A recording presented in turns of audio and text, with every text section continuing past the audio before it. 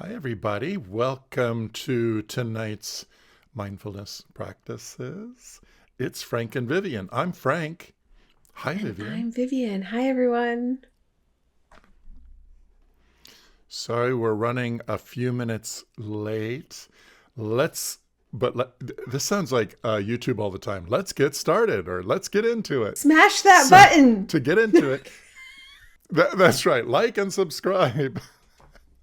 So, if only it was that easy. So, if you're new here, welcome. This is a drop-in class that's suitable for any level of knowledge or practice, so you don't have to know anything to benefit from what we're going to talk about today and today's practice. So, we're going to continue with this month's theme, a reminder of the skills in this toolbox. There are a number, but these are the sort of like the categories where we put practices and skills: mindfulness, inquiry, resilience, and stress management. In the handout, there's an appendix for these slides, and each of those is described in more detail. This month's theme, though, is ouch, body pain. We're talking about and practicing ways to be with and make more endurable physical discomfort. And tonight's topic that will be discussed briefly by Vivian is redirecting attention. So I will now redirect your attention to Vivian. Thanks, Frank. And thank you, everyone. In jumping into the topic, and I don't know if the operative word from Frank was brief because he's leading us in the practice today, but we're just going to go with that. I wanted to talk about pain in a kind of zoomed out way, and then hopefully bring it back down to an understanding of why we're going to be working with redirecting today. So first off, pain is a reality for all of us. Having a human body long enough, eventually we're going to experience pain. Sometimes it's acute, that means it's short-lived, and sometimes it's chronic, that means it comes and stays for an extended period. And I just wanted to share, maybe this helps kind of bridge the gap between just how pervasive the experience of pain is. It's found that 50 million adults report having chronic pain that is daily or almost daily in the United States. It's also the leading cause of disability in the United States, affects about 20% of people globally. 80% of adults will experience some form of chronic pain during their life. And people with chronic pain are actually 3 times more likely to develop depression and anxiety than those without chronic pain. And if you've ever experienced pain for extended period, anything from, a month to 3 months to it's arrived and never left, the interplay between emotions, it very viscerally in your body, the interplay of your emotions with the experience of pain. In addition to that, this people that reported having chronic pain also happened to report trouble sleeping, bouts of insomnia, as well as bouts of guilt and grief around their pain. The fact that they are thinking back to what their body used to be like and what it is now. And now with all the musculoskeletal pain conditions out there, such as long COVID being one that came on the horizon in the last 3 years, we're going to start to have to brace ourselves for even larger and growing number of people that are going to have to live and manage their pain. But you can also, I want you to think about the role how important pain is as a communicator to our state of body. So imagine what it would be like to not experience pain, because that is actually a medical condition. There's a couple of conditions out there where you don't have that uptick of pain. You just don't experience a neurological condition that doesn't allow your pain receptors to communicate to your brain. And what the consequences of that would be, you would have breaks, you would have very deep burns if you are exposed to a flame. So it's really important that we kind of embrace the fact that the pain is here to communicate something to us.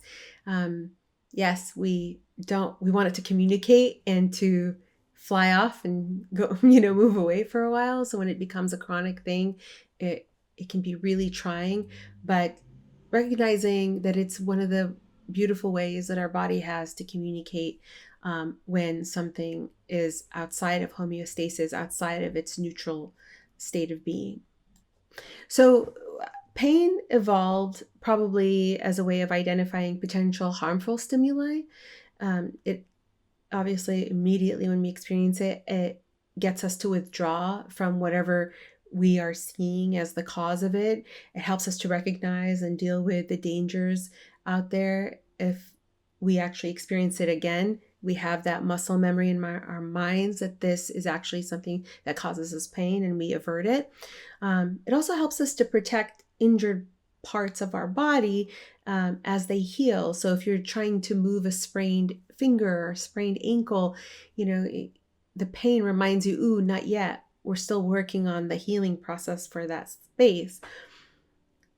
And of course, pain can also be a disease in and of itself that scientists and physicians in the medical community is recognizing has multi-system functions, and it pulls in from different functions of your body. It's not just like a area where you're experiencing pain to the brain, but it can actually involve multiple sections of your body.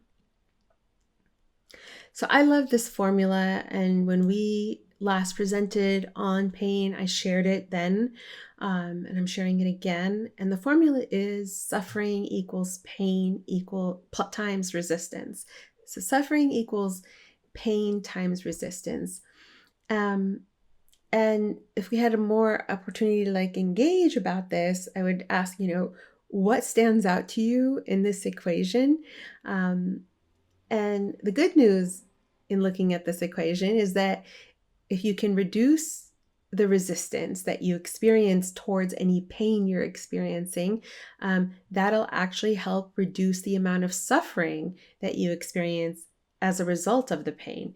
So managing the resistance we have to pain is what we want to focus on when we're applying mindfulness to the pain. And that's what we're going to be doing in today's practice by redirecting our attention.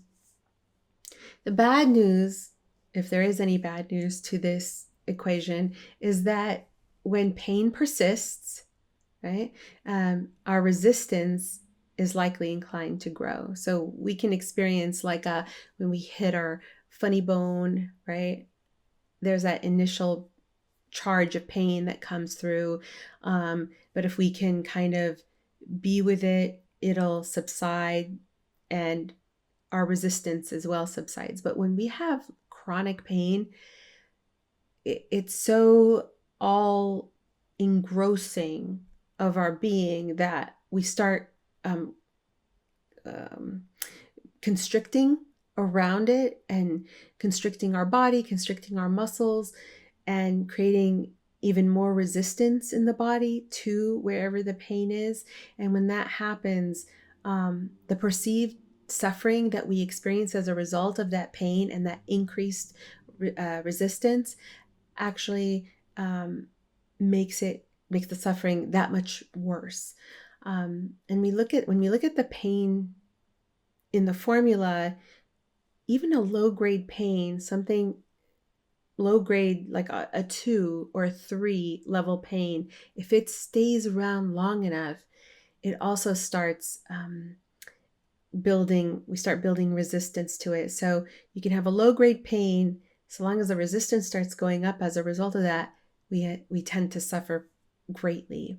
So in working with pain, I want us to recognize that whatever shifts we notice, whether we're noticing that it's gone down it's increased or it stayed the same, or if we can break down the pain sensation down to its like elements, whether it's throbbing or prickling or pinching or just a tension, like a hardness, whatever subtle qualities you can touch into that area of pain, um, is actually pretty significant because it helps you unravel the elements of the pain and where it is in your body. So, in addition to the process that we provided in last week's presentation, I also, these are things that have been found to be very helpful in dealing with pain. Gentle kindness, from a mindfulness perspective, there is no wrong body sensation, including the unpleasant ones. We just have sensations that arise in our body. We have a body.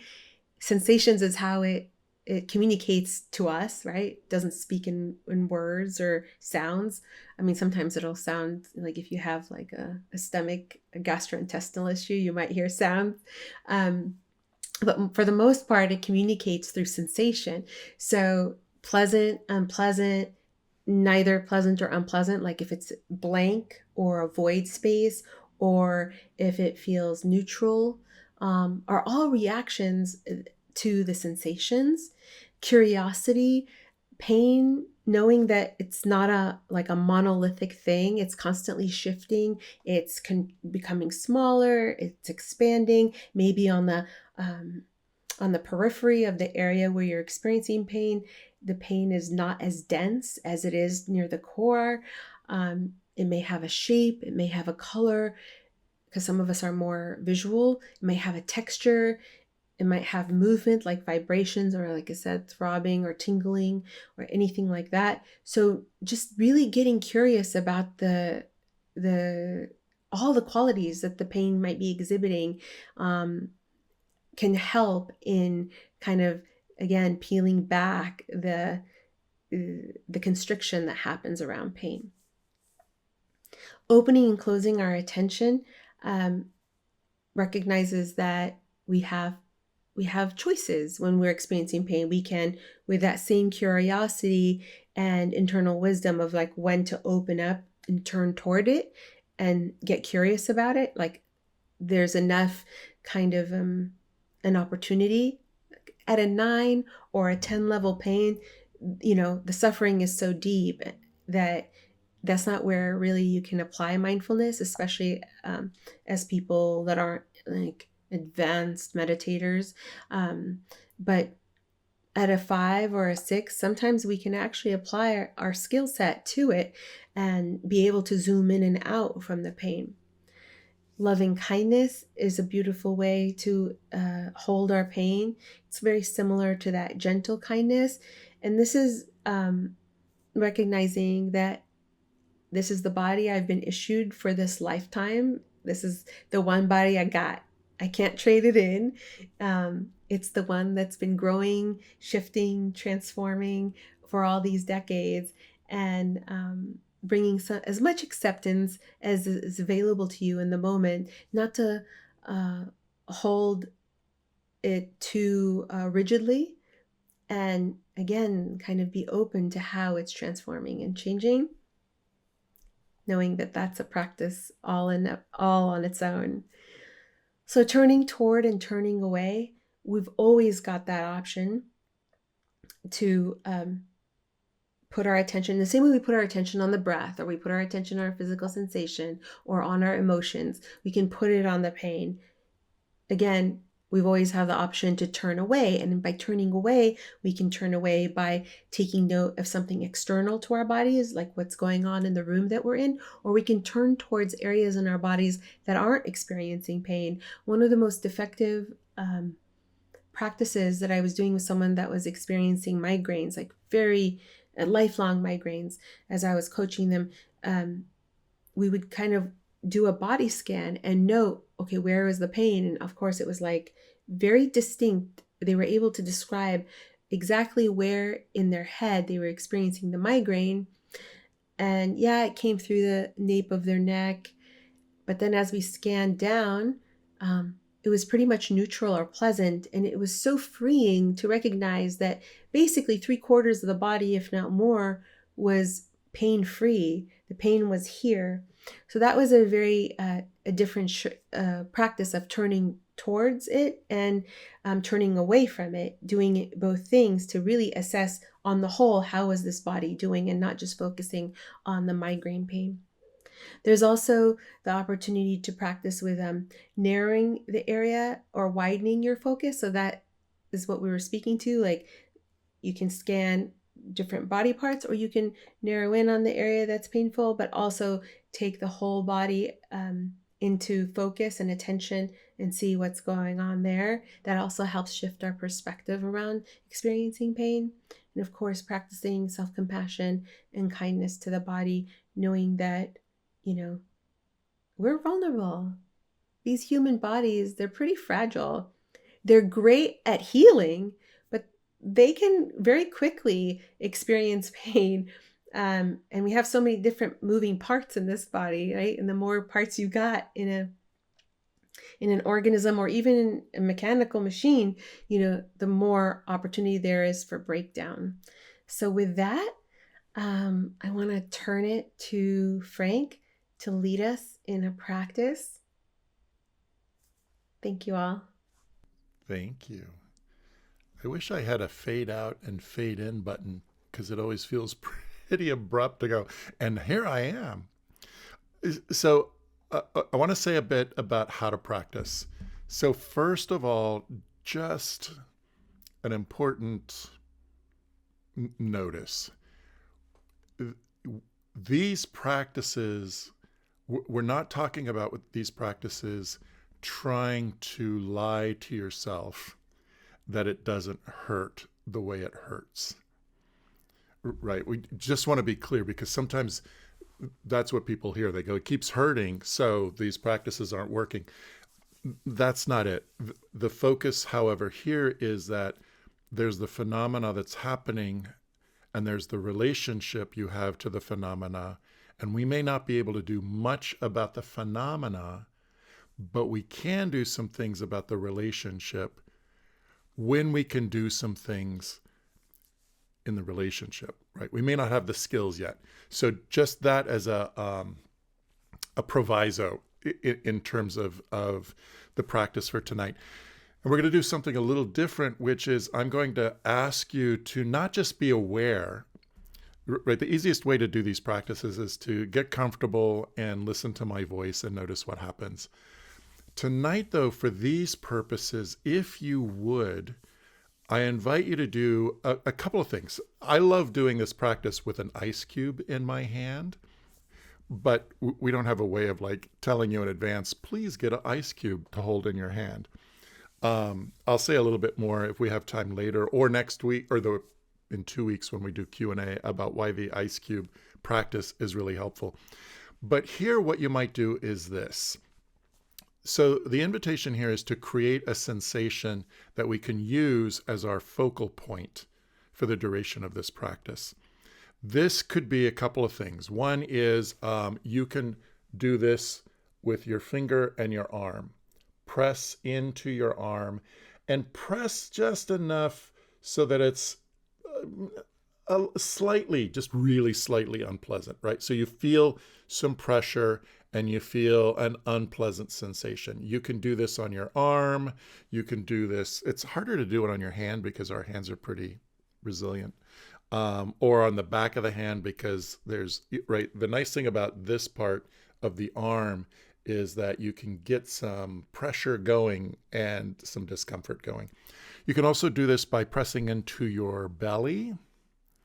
The other thing you can do for this practice is, if you're sitting, then sit up really straight with your back unsupported by the back of the chair or the wall if you're leaning against a wall. The idea here is we're going to produce some sensations that we can use to practice with. And the sensations will be slightly unpleasant, but if it's more than unpleasant, we're just going to get triggered into our conditioned reactivity to it. We're going to do what we tend to do, which is try to get away from it. You can get away from it at any point. If you're going to do this thing with your finger in your arm, at any point you want to or need to, you can stop. And you can come back and do it if you want, or you can just feel like I'm done for now. But again, one of the things we're doing is this is purposeful practice. So the goal is not to make you miserable. The goal is to have an opportunity to have some discomfort, because without the discomfort, it's hard to practice and it's hard to know what these skills are relevant to, these particular skills. So with that said, your eyes can be open or closed. If you're going to do this pressure on your arm or your belly, do that. Start doing that now. I should say this also. What you want to do is have the arm with the finger be at ease, because what you want is this place where there's the indentation on your arm to be the focus of attention. If your arm is lifted, it's going to get tired, and then your attention's going to go there. There's a benefit to that as well. And what I want to try to do today is this little area, use our attention and moving our attention in relation to a little tiny area. So with that said, remember to make a gentle, friendly effort to be with what's here, and either just listen to my voice and notice what's going on, or the invitation is always, if you hear an instruction, try it out. See what happens if you give it a try. And stop at any point if you need to or you want to. So let us begin. So I'm going to be using my arm. I'm not going to hold it up on camera the whole time. I'm going to lay it down and have my finger pressing into my arm. And I'm going to start by bringing attention to the place where my finger is making contact with my arm. And you can do a couple of things with your attention. You can either focus attention on your finger and see if you can feel the sensations happening in the tip of your finger. Or you can bring attention to your arm and feel the sensations that are happening with the pressure of your finger on your arm. So already what you're doing is practicing shifting attention. You might notice which one's easier to just casually be aware of. For me, it's the pressure on the arm, because the finger isn't feeling uncomfortable. The arm is. And so for me, my attention easily goes to the discomfort, the slight discomfort in the place where my finger is pressing in on my arm. And for the purposes of practice, it can be valuable to go, okay, so this is the side that's easiest to notice. For me, it's the arm. For you, it may be different. And then go, there are 2 points of contact here. Can I bring my attention to the other point of contact? Maybe the answer is yes. Maybe the answer is no. Practicing moving attention. Finger or arm?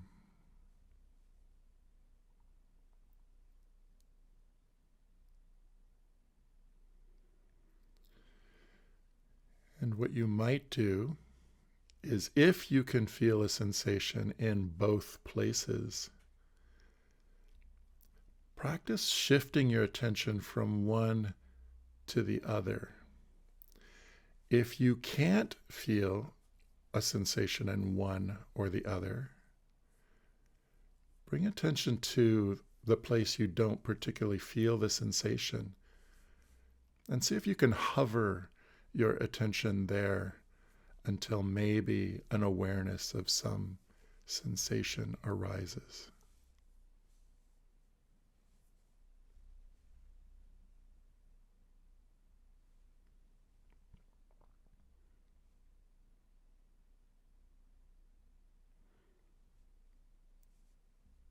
So for now, having attention in focused on the sensation in the arm or the sensation in the finger, and can you move attention back and forth? This is what it's like at the tip of the finger from the finger's perspective. This is what it's like, that indentation on my arm right now, from the arm's perspective.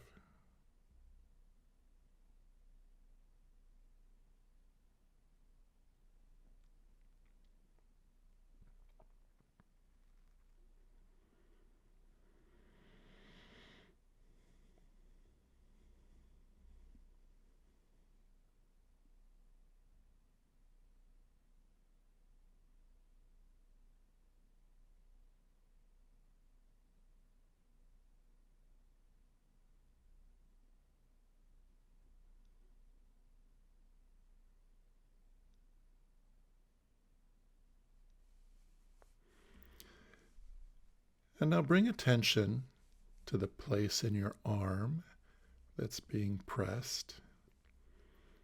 And if you notice that you're easing up on the pressure because you weren't paying attention, that's what happens with me, then you might renew the pressure a bit. The goal here is to have an unpleasant sensation to be aware of. So I'm pressing somewhat firmly into my arm. And there's a point that feels the greatest amount of sensation in my arm. So if you can you bring attention to that point? It's right at the fingertip. It's wherever the fingertip is making contact with that part of your arm. Notice the sensations that are happening there.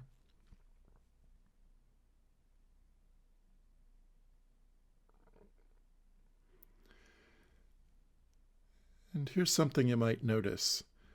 Can you keep your attention on the pressure, on the sensations right there?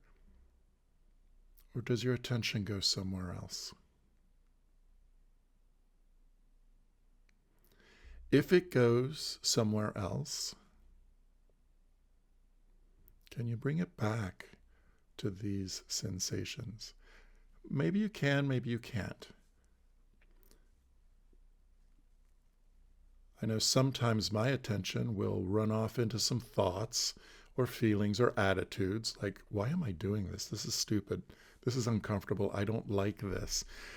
So then you would notice, oh, my attention is in a lot of thinking right now, a lot of emotion or attitude right now. For the purposes of this practice, can I bring it back to the sensations? Yes, they're unpleasant. And can I bring my attention back to the sensation?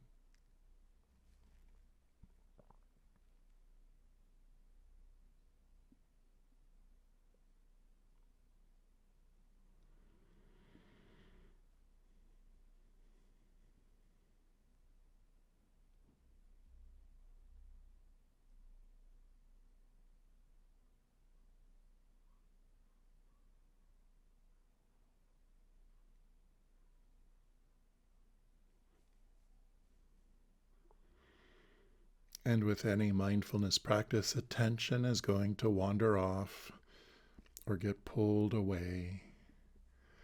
Often with physical discomfort, attention races away.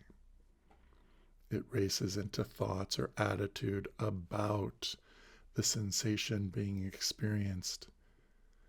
And it's in those thoughts and emotions that the resistance Vivian was talking about gets cultivated or manifests and starts to have its effect. the more our attention is there, the harder it will be to bear whatever the discomfort is. So the invitation here is, if you notice your attention somewhere else for now, can you bring it back to the point of contact? Or try this. If it's really more unpleasant than you'd like, which, could be that it's unpleasant at all, do this. Bring attention back to where your finger is applying pressure on your arm. And instead of holding attention right there where the finger is making contact with the arm, bring attention to the arm 1 inch away in any direction. It might be up or down or to the right or to the left, but focus attention about 1 inch away from that pressure. And as best you can, notice what sensations are happening there. And maybe be really curious about any sensations happening there. Maybe there are some, maybe there aren't. 1 inch away, is it similar? Are the sensations different? Are there no detectable sensations?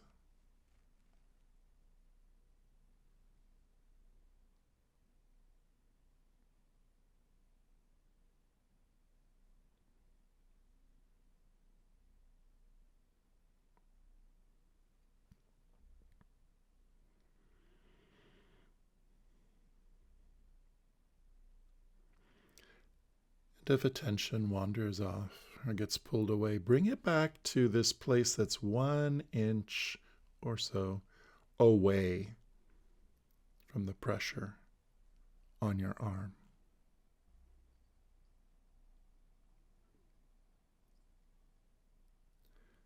And when attention comes back, it's often really helpful to be curious about what sensations are happening now, maybe similar or the same before my attention wandered off, maybe different.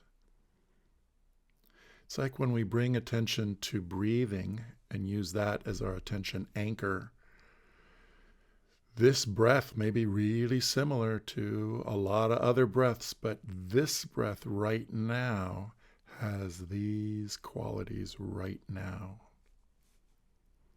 So in the location on your arm, 1 inch in whatever direction it is, 1 inch away from the pressure applied by your finger, what sensations are happening there?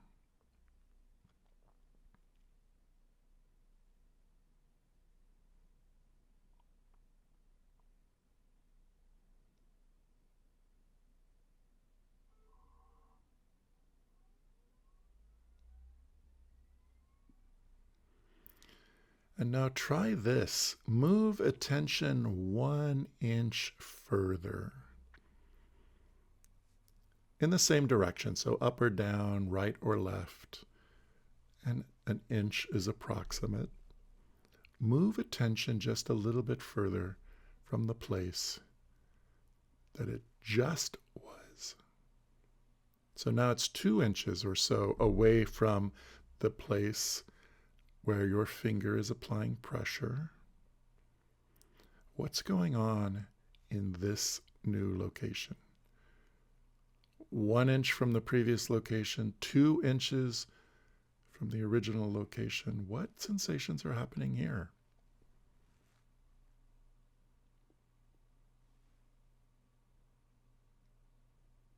For me, I'm not feeling any sensations there. There are no noticeable sensations. So what I'm doing is practicing holding my attention on that space.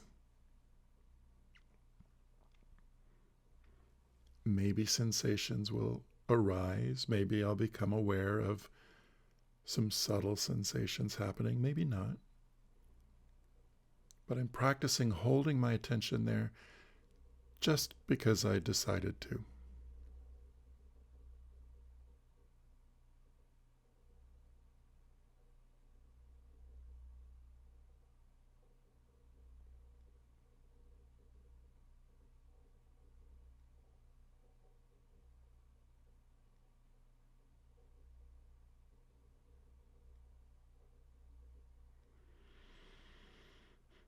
And notice what happens with attention.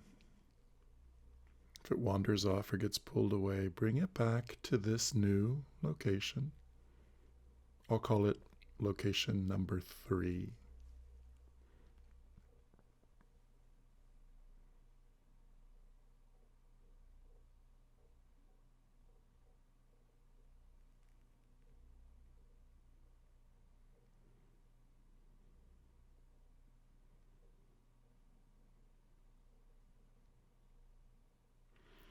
And now try this. Try moving attention again. Move it to location 4, which is 1 inch away from location 3. So for me, I've been moving my attention down my arm. So now I'm just a little past my wrist, slightly on the palm of my hand. And now I'm holding attention there.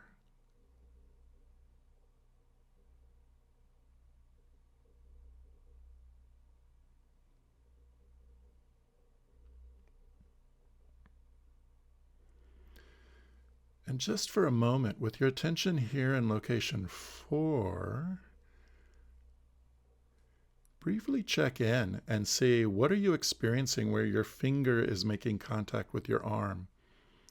Is it the same kind of sensation? Is it more unpleasant, less unpleasant?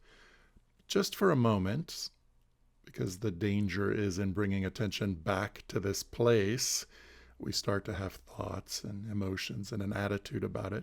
So you're really just checking in as a point of reference. What's my experience of the pressure being applied by my finger to my arm now? And then bring your attention back to location 4.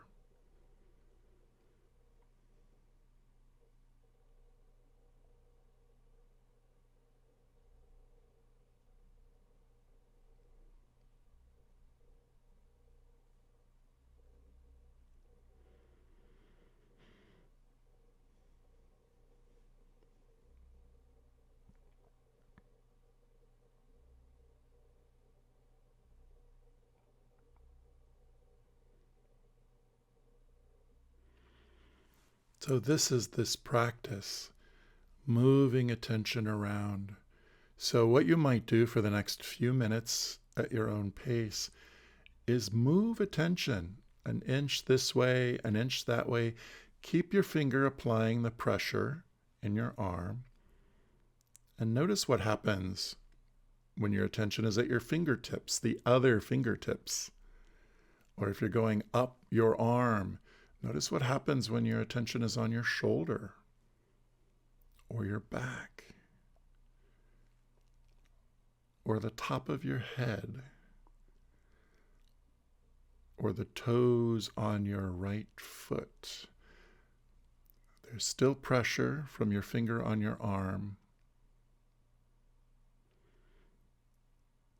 Is it experienced differently if your attention is focused on the toes of your right foot?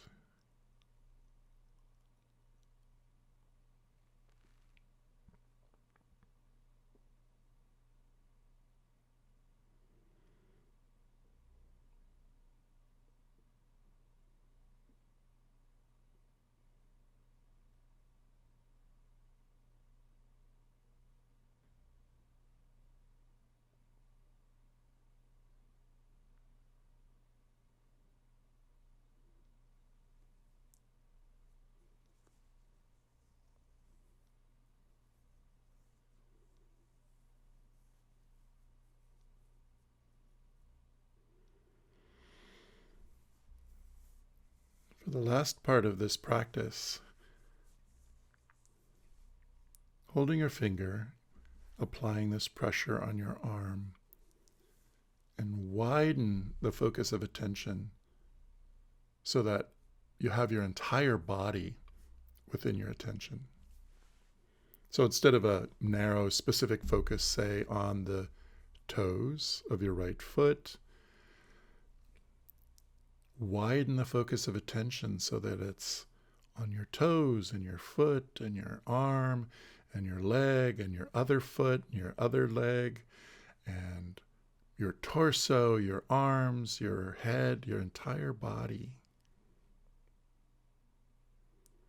So this wide focus of attention on your entire body.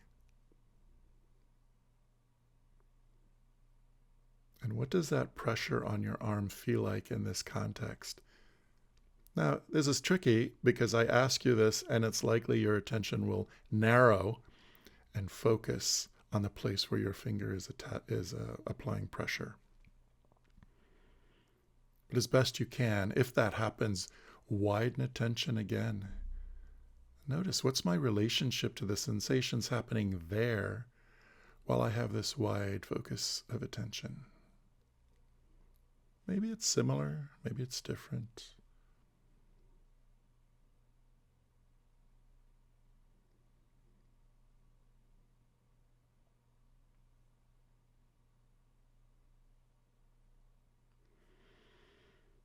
And now you could widen your focus even further so it's not just on your body, but on the space that your body is in. So if your eyes are open, expanding your focus so it includes the space you're in. If you're in a room, the objects in the room, the walls in the room. If you're outside, how far out can your attention go? If your eyes are closed, can you sense out into the environment with hearing? Bringing attention to hearing in the space you're in, keeping the pressure on your arm. If you are, some of you may have stopped already, but if you are, what happens when your attention is widened so that it's not just on the body, it's even wider still? Your body in space, in a place. What's your relationship to these sensations now?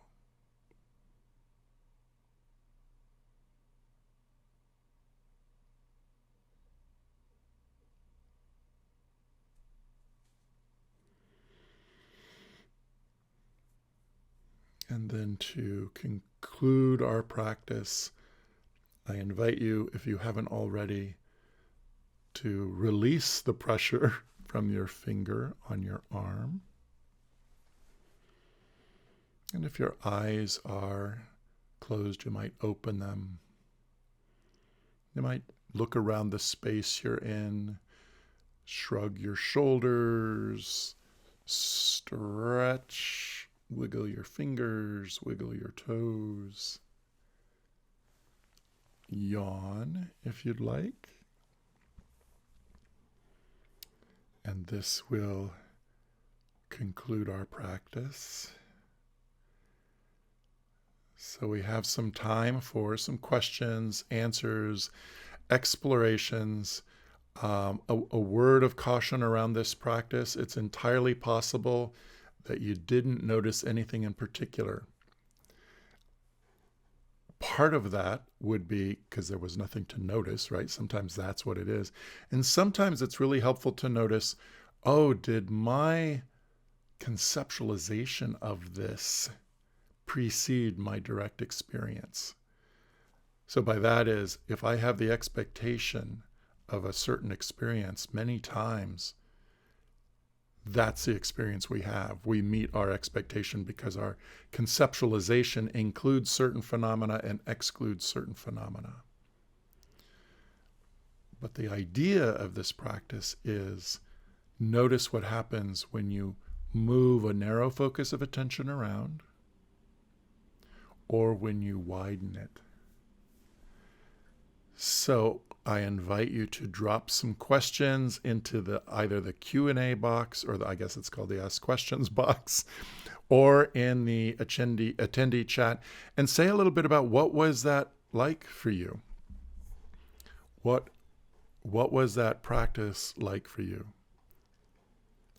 And then while you're doing that, just an invitation for everyday life practice. Do you want to say a bit about the everyday life practice, Vivian? Sure, Frank. Thank you. So, what I invite you to do over the course of this week is if you do experience pain, I want you to note the boundaries of the pain, what's happening within that boundary, and what's happening outside of that boundary. Notice the thoughts and feelings that come up about what is happening within the boundary in the way that Frank was guiding us in. And what are the thoughts and feelings that arise when you move your focus to what's outside of that boundary? It might be an interesting exploration to see just how much your perception shifts depending on what you're putting your attention on. And as we wait for questions to come through, I wanted to clarify something that came up in the Ask Question box that not everybody saw, and that's somebody made the observation that constant pain, when there's constant pain, there's no resistance unless maybe you're taking pain pills. And I would say that the only time that you can really have no resistance to pain is when it's at those very, very, very high levels, right? You're kind of thrown into it. There's that range, and I guess we should define what resistance is. It's that clenching that happens, that constriction that happens in our body naturally. So it's not something to turn away, like to criticize or critique ourselves about. It's actually our natural inclination to, when something happens, we clench, we gather, we constrict around whatever we're feeling. And really oftentimes that's the resistance piece. And with chronic pain, sometimes we even lose track that that's happening because it starts manifesting itself through thinking, like catastrophic thinking, like this is never going to go away, and all these things. Like we lose track of the resistance or emotions, anger, frustration, confusion, all the stuff that comes up. Kind of the thoughts and the feelings cloud our ability to really sense into the fact that there is resistance. But usually there is. I mean, when we're experiencing a level 1, 2, 3 pain, we know we can sense immediately where that is happening. When we start moving into 4, 5, 6, 7, a little bit of 8 level pain, that's when we kind of start losing our sensory clarity around the resistance. But we kind of want to retain as much of it as possible so that we can create that contrast with places that aren't painful. Let me look at if there are questions, or Frank, if you have reflections on that. So I'm noticing like a comment toward the end. I felt frustration and some anger toward the discomfort. So that is really valuable to notice, because that inevitably happens, right? So how I think of that is like, so let's say you were thinking, oh, this is a fascinating practice, and you're going like, oh, this is cool, this is interesting, right? And then it becomes not, because it goes on too long. I think about how often I have that relationship with physical discomfort. I might be able, after years and years of practice, to start with, oh, there it is, and notice that I've got some resistance, some tightening, some attitude, spending a lot of time in my thoughts and feelings about the sensation. And then it keeps going and keeps going. And I notice that I become really angry, right? And I'm like yelling at the sensations, like, would you just stop? Or I like this one. It's like, there is no reason for you to continue. Like talking to body parts in this way makes any sense, right? And then I become whiny. And then it's kind of like, why is this happening to me? So a key thing to notice there is, one, it can be about stamina. And you can use these different aspects of these practices depending on either how intense the discomfort is or what your stamina is like. And so here, for example, it'd be like, okay, so I was able to do a certain thing for a while. Now, is there another practice I can use because I'll just say it this way, because I'm tired? And maybe yes, maybe no. Again, one of the reasons I think that's really helpful to know is like, so some people go like, really, you're going to have me poke my arm? Like, and the answer is yes. And part of that is because the benefit of mindful practice is so that I have the skills so that when the things are happening that I need to have skills to meet, I've practiced and I've developed the skills. Pain is one of those things that we are so reluctant to practice because most of us are busy going, I don't like it. So if that's not happening, I'm just going to enjoy it not happening. So the practice we did was hopefully not even pain, right? Some discomfort. Plenty of opportunities to feel some discomfort or something unpleasant that you can practice with. And by practicing when it's smaller, you've got something to aid you in meeting it when it's bigger, because inevitably something bigger is going to come along. Hopefully not, but yeah, I mean, as long, you live long enough, something bigger. I say this as an older person, inevitably.